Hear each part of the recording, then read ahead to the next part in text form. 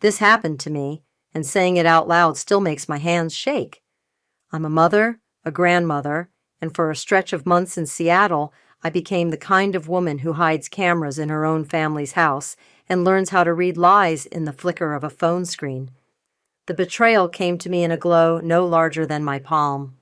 On my Nanny cam feed, propped against the travel mug in my sedan in the Swedish First Hill parking garage, I watched my daughter-in-law lean over my granddaughter's bassinet and hiss, "Mom, don't touch the baby," then pinch the child until she screamed and whisper into the lens, "See? She won't stop when you're near." The room on my screen was the nursery in their Ballard townhouse, all hand-painted clouds and a white noise machine humming like surf, and I could hear the garage elevator dinging behind me while my chest caved in. Sloane's manicure glittered as she adjusted the camera, my camera, and for 3 seconds her face went flat, triumphant, as if she'd tightened a bolt in a plan that had been catching, gear by gear, for months. I sat in my car and understood how small people become when someone else holds the evidence, and how large you can get when you decide you will not be small anymore. If you genuinely enjoy our stories, please subscribe to the channel, tell us where you're from, and what time it is right now. It's always fascinating to know how far our story flows. I was 59 and smelled like old paper and wintergreen gum most days because I'd been a school librarian in Shoreline for 3 decades, and routines stick to you. My husband, Mark, died 5 years ago, heart attack in the QFC on Aurora, of all places, and after it was just me and my son, Evan, and the echo of a house that carried his baby laugh in its baseboards. Evan never was the loud type. He was the kid who built forts out of books and let the dog sleep near his knees. He met Sloane at a tech happy hour in South Lake Union and brought her to Sunday lasagna like he was carrying something breakable. She was glossy and funny and always on, as if someone else were filming life, and everything they did together was a take they could reshoot. She had an Instagram with a blue check beside her name and brand deals with baby companies I'd never heard of. She called herself a postpartum advocate a week after our Maya was born at Swedish. At first it sounded sweet. I wasn't born for the internet and thought an advocate must be the same as a helper.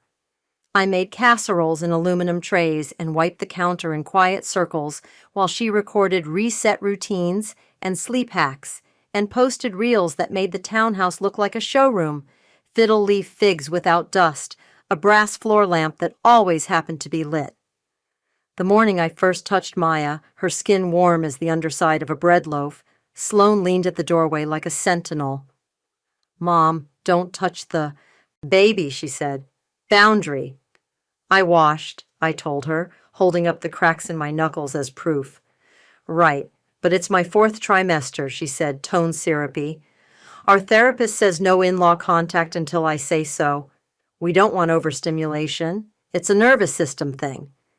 Evan stood behind her, something like apology in his face, something like a man caught between 2 darts on a corkboard. I stepped back and let the air between me and my granddaughter fill with aftershave and baby lotion and a scent I'd later learn was sponsored. The first humiliation was small enough to fit in my pocket. I sat in their living room, my hands folded the way you do when you're trying to show you've got nothing at all, and watched Sloane prop her phone on a stack of hardcover design books and direct my son's arms like he was an extra. "Look more natural," she'd say, then move him so the sunlight from the Queen Anne windows hit the right side of Maya's cheek. "Don't put her down. People love the whole attachment thing." As weeks rolled into the cold wash of March, my suspicion worked its way in like the weather. It wasn't only the way Sloane's smile sharpened whenever I asked if I could hold Maya. It was the way she tracked every feeding like a ledger, then filmed the ledger.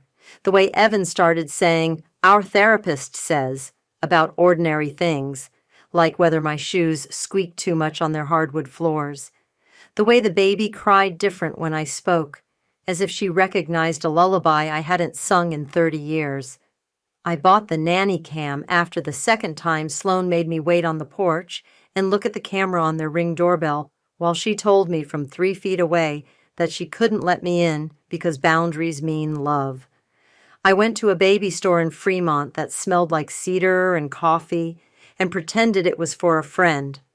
I chose one disguised as a white noise machine, the kind she'd brag about in her affiliate links. It's saved to a cloud. It could send alerts to your phone whenever sound events happened. I brought it over under a bag of Trader Joe's groceries, always acceptable because Sloane liked the aesthetic, and offered to swap out the white noise machine when she complained their old one buzzed. I made sure it faced the bassinet, the rocking chair, the door. I made sure it saw the world she had arranged: dim lamp, swaddle basket, the framed Our Perfect Maya birth announcement in rose gold, and all the corners she didn't show. The first day it was on, she set boundaries all over again. "Mom, you can sit on the couch, but no picking up without asking," she said.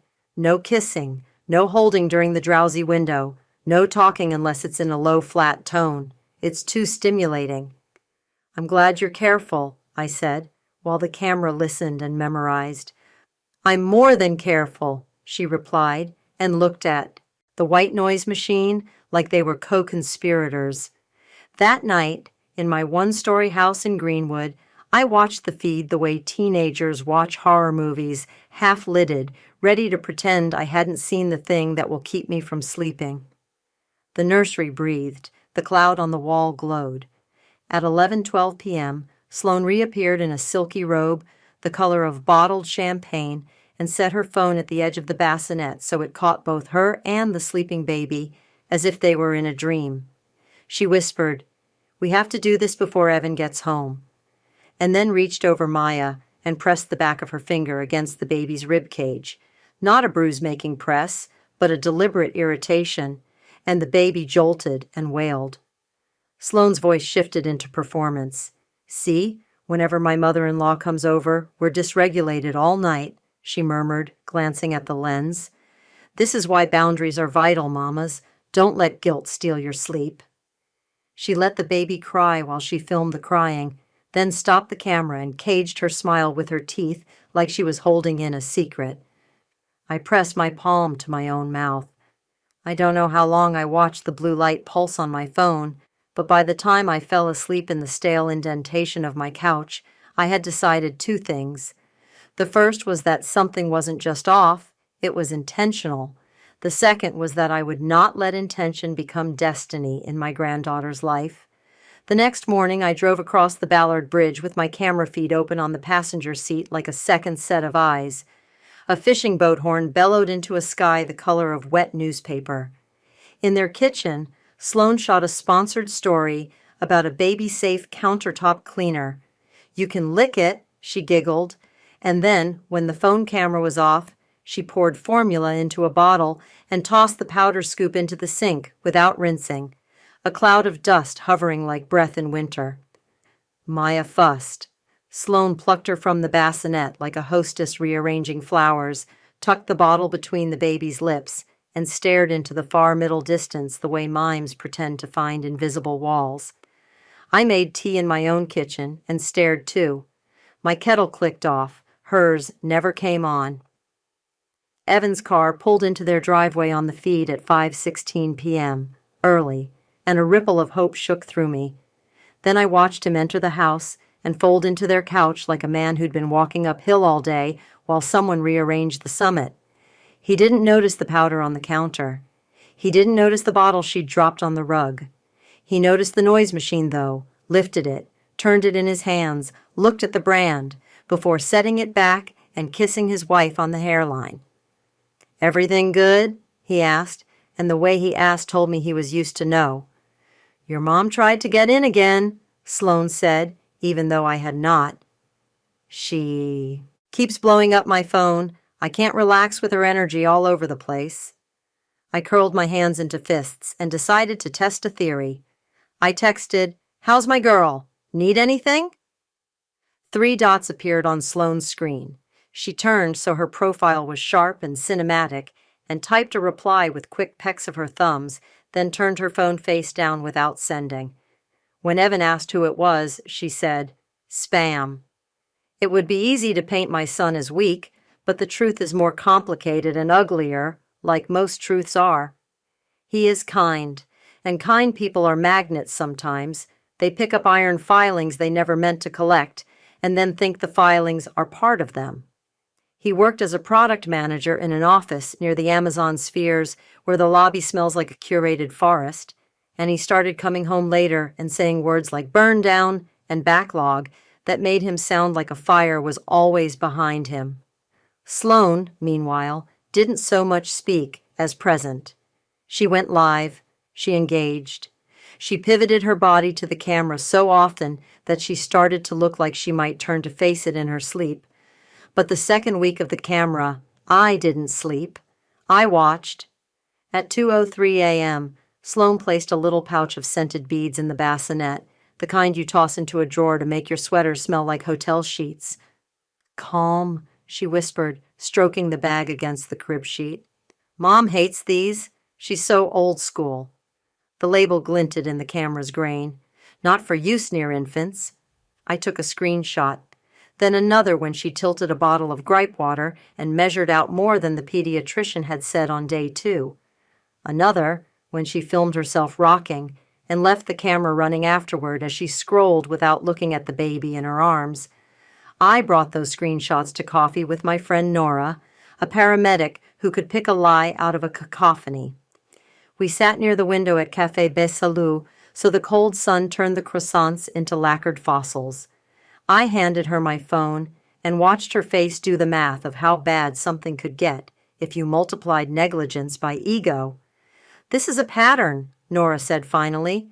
You need to talk to someone who can take the next step without this turning into a screaming match, and you need to make sure your chain of evidence is real. Chain of evidence, I repeated like the phrase could hold me upright. Time-stamped, cloud storage, backups, and you don't confront alone, she said. Because people like this, they know how to turn being caught into being victimized. She stirred her coffee. Has she ever kept you away on purpose and then said your absence made the baby worse? Yes, I said, and the word felt like a splinter finally being pulled. Nora's eyes met mine over the rim of the mug. Then she's not just attention hungry, she's building a story. That night, I made sure the camera's audio capture was on high. I saved clips with file names like April 12:11:02 p.m. pinching.mp4 and April 15:2:03 a.m. sheer beads or warning she label. Move. I wrote down times and ambient noises like I was composing a detective's diary. Fairy horn, dog next door, Sloane singing You Are My Sunshine, exactly off-key enough to startle a baby awake. And then, on a Tuesday, my doorbell rang, and a woman with a calm voice and a badge that read DCYF stood on my porch and said, We got a report. Someone called CPS on you, she said gently, as if she'd said this same sentence to too many grandparents for it to be surprising anymore. It turns out humiliation makes you tall and small at once. You want to disappear, and you also want to grow so large you blot out the person who did this to you. I let the caseworker into my living room and showed her the rocking chair that still carried a dent the size of my son when he was 2. I showed her the crib I'd set up in the spare room, the drawer with unopened packs of diapers, the nursing pillow still in its plastic, everything glowing with a hope I hadn't realized I'd been polishing. I told her I had not been alone with Maya since week 2. I told her Sloane had boundaried me out of my own family. I told her I had cameras. The caseworker blinked. Cameras, she repeated. Nanny cam, I said. They know it as a noise machine. I know it as an insurance policy. She sat very still while I pressed play. When the video reached the part where Sloane filmed the crying and smiled after, the caseworker set her hand flat on her knee like she was steadying herself on a moving train. Mrs. Levin, she said, this is evidence, but you need to be metered in how you use it. Metered, I said, like it was a form of mercy. You mean I can't just show up and rip the phone out of her hand? She'll spin it, the caseworker said. People like your daughter-in-law speak fluent spin. I knew then that the next part of this story wouldn't be a confrontation in a kitchen. It would be a war in rooms with glass walls and microphones and seals on the doors, rooms like the King County Courthouse, which I'd driven past 1,000 times without understanding that one day I'd carry a thumb drive into it like a weapon. But first, I had to get my son to hear me without hearing only her. When Evan answered my call that night, he sounded like he was climbing metaphorical stairs. "Hey, Mom," he said. "I was about to jump on a stand-up." 2 minutes, I said. "Please." "Mom?" 2 minutes, I repeated, and the word came out in the voice I used when he was 6 and about to step into traffic. "Do you trust me?" He exhaled. "That's not fair." "It's the oldest question we have," I said. "Yes or no?" "Yes," he said, a beat too slow. "Then meet me at the W Hotel bar tonight at 8. I'll buy you a club soda, and I'll show you something you can't unsee." He was there at 8:07, his hair damp from the drizzle, his coat too thin, because he used to be the kind of boy who never felt cold, and some habits linger. The W's lobby glowed purple like a bruise dressed up for prom. We sat in a corner where iPads were built into the tables and ordered fries we didn't eat. "I know you think I'm anti-Sloan," I said, sliding my phone across to him. "I know she says I'm toxic. I know you want to be a good husband and a good man, and that sometimes means telling your mother no." I looked at his face like it was a photograph of itself. "But you also want to be a good father, so I need you to be that in this moment. Watch this." He watched.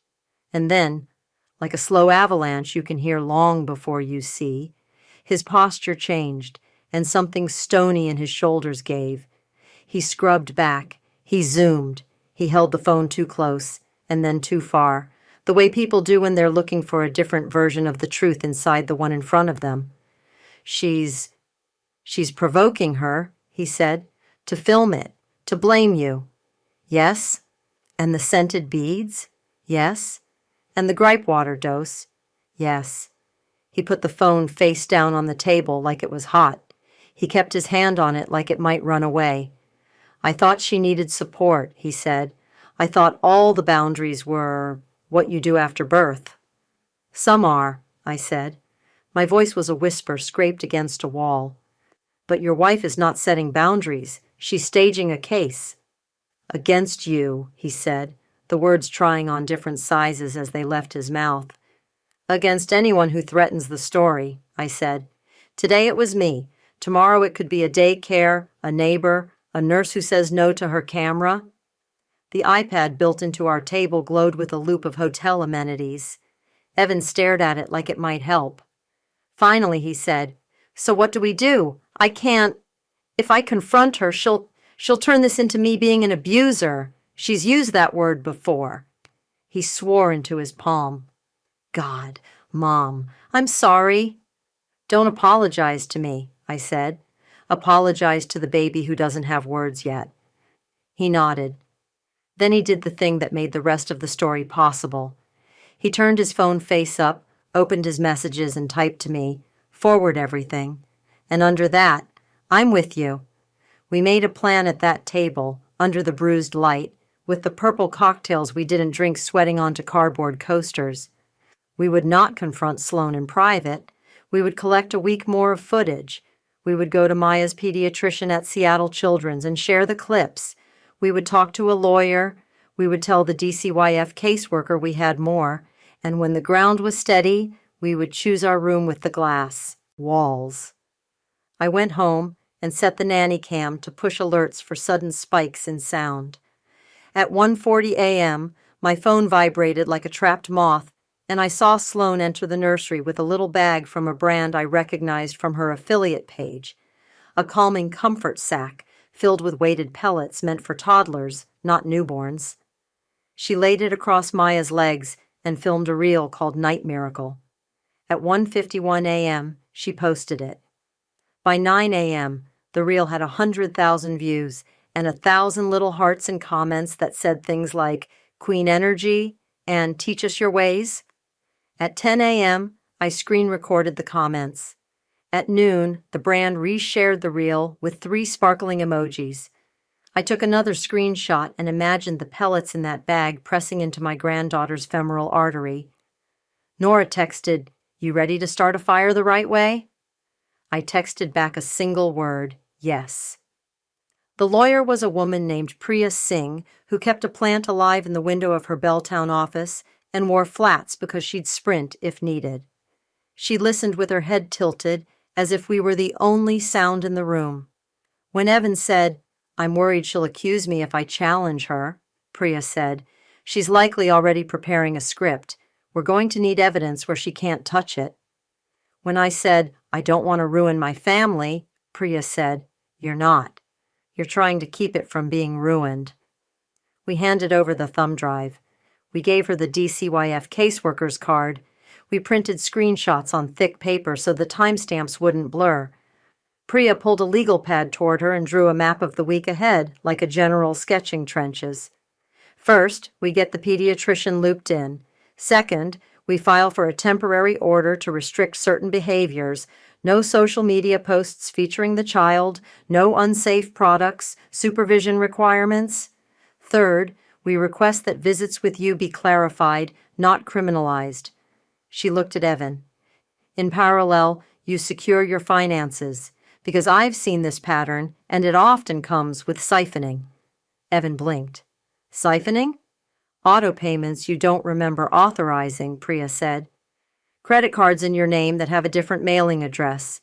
Brands paying into personal accounts. People who live online know how to move money offline. He swallowed. Okay, he said, and pressed his lips together like he could keep any more panic from slipping out. At Seattle Children's, the pediatrician watched the clips with the kind of silent rage you only see in people who have to be calm to save lives. That weighted sack is completely inappropriate, Aurora, she said, in a tone that could sand wood. We're going to document this in the chart. She looked at Evan. You're her father.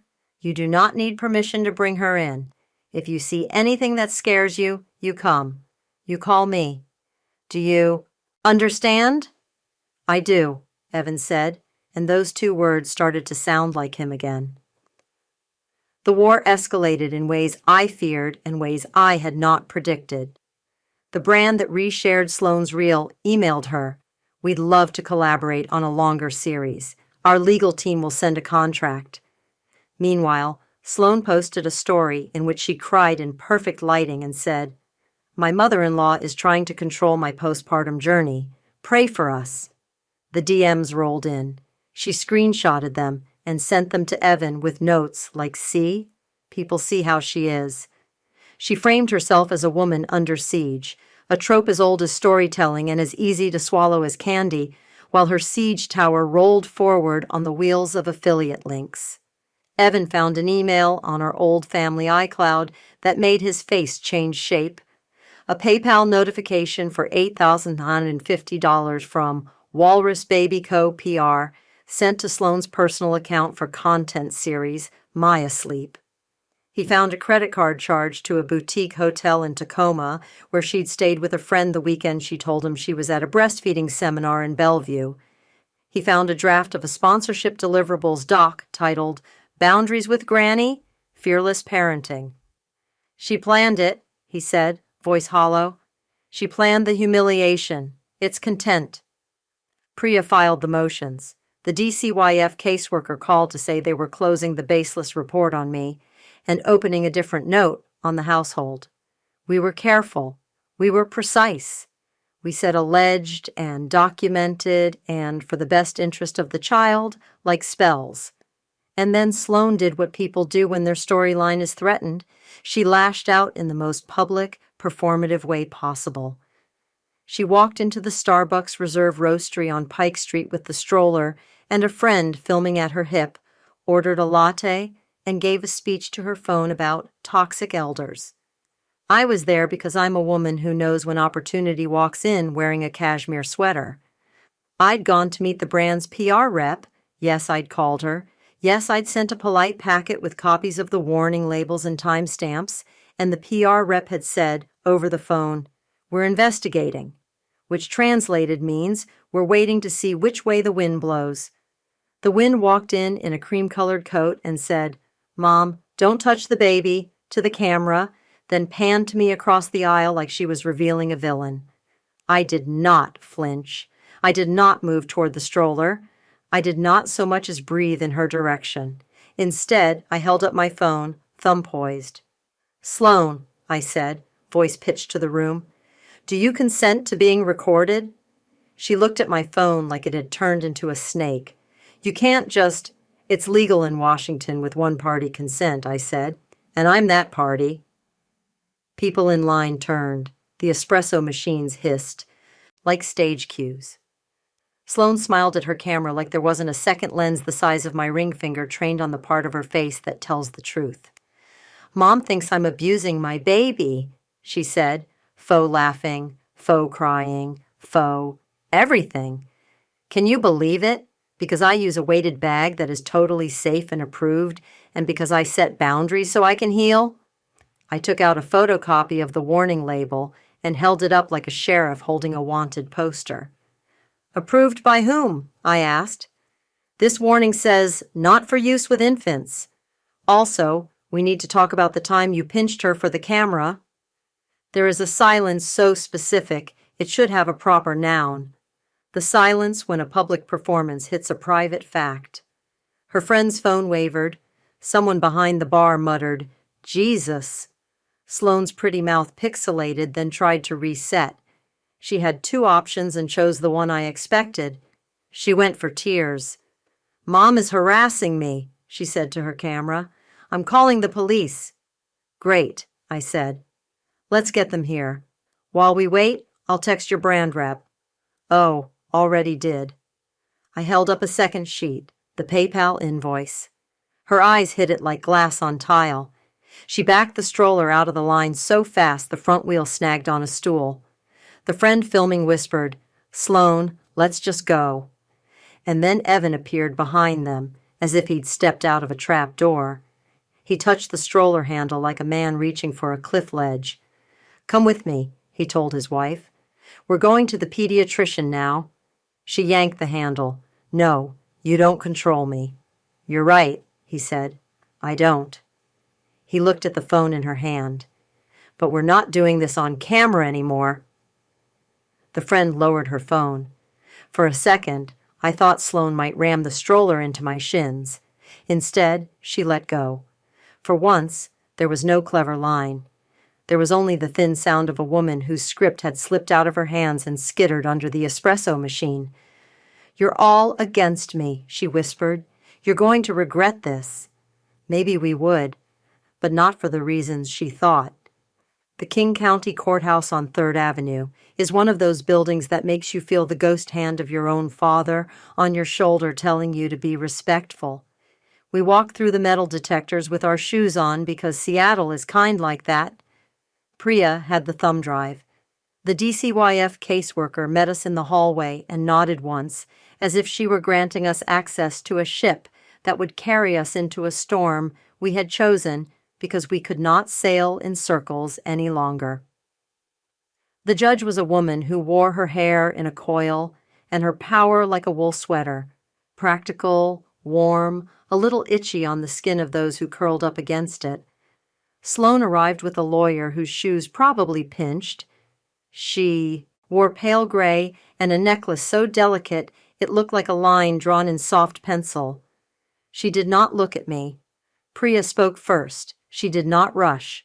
She laid out the pattern like a teacher pinning butterflies to a corkboard, each labeled with date, time, brand, behavior.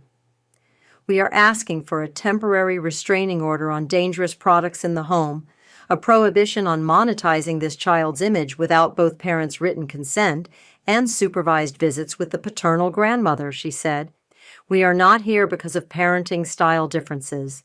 We are here because of evidence." Evidence is a word that takes the oxygen out of a room in a very specific way. The judge leaned forward. "Show me," she said. Priya plugged in the drive. The clip played. The room watched Sloan pinch and film and smile. The judge's mouth did not move. The bailiff shifted and then went still, the way men who've seen a lot of human behavior go still when something new threads through the old. Sloan's lawyer objected to the context, as if any context existed where a pinch in the dark could be beneficial, and then attempted a speech about postpartum mental health that made my chest ache, not because I didn't care, but because caring was being used as camouflage. The judge cut her off. "Counselor," she said, "no one is dismissing postpartum struggles here. We are discussing specific choices with a specific infant and a specific camera pointed at that infant." She looked at me. "Mrs. Levin, you may speak." I stood. My knees reminded me of my age, and I told them to be quiet. "I am not a perfect person," I said. "I have said stupid things. I have done selfish things. But I know the difference between a baby's needs and a brand's needs, and I know when someone is crafting a narrative at the expense of a child who cannot tell us what hurts." I breathed, just once, the way you do when you've sprinted upstairs and reached the landing.